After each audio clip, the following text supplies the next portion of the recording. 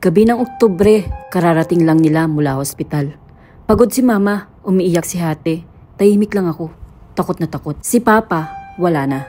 Sala nakaburol si Papa. May puting kumot, kandila at mga bulaklak sa paligid. May kaluskos mula sa bubong, lahat kami natigilan. Tapos, sabay-sabay namatay ang kandila.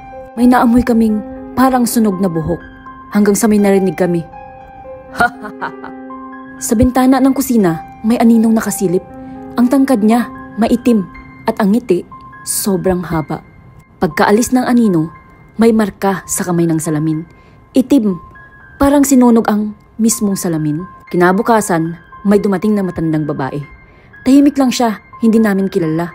Pero parang kamukha ni Lola. Tinignan niya si Mama at sinabing, hindi lang kayo ang gumising sa kanya.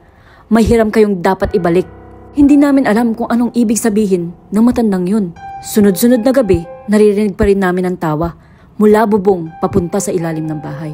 Bukas ang kwarto ni Papa, may nakaupo sa kama. Hindi ko na ikukwento kung ano ang itsura. Basta mula noon, wala nang tumira roon. Kaya ikaw, kapag may hiram ka, kahit bagay o pera, sa taong pumanaw, ibalik mo. Baka yun ang dahilan bakit hindi siya matahimik. Follow for more stories like this. Mula nung sinuot ko ang pulseras na to, parang may gumaan, hindi na ako tinatawaran sa benta ko. Dating pangarap lang, unti-unting nangyayari. Hindi ko maintindihan, pero sa tuwing inaamoy ko tong Lucky Perfume, parang may hangin ang nagtutulak sa akin sa tamang direksyon. Swerte, energy, gabay, bahala ka na kung anong paniniwala mo. Pero sa negosyo, minsan, kasama mo rin dapat ang Lucky Charm. Add to cart mo na sis, wala naman masama kung maniniwala ka, diba?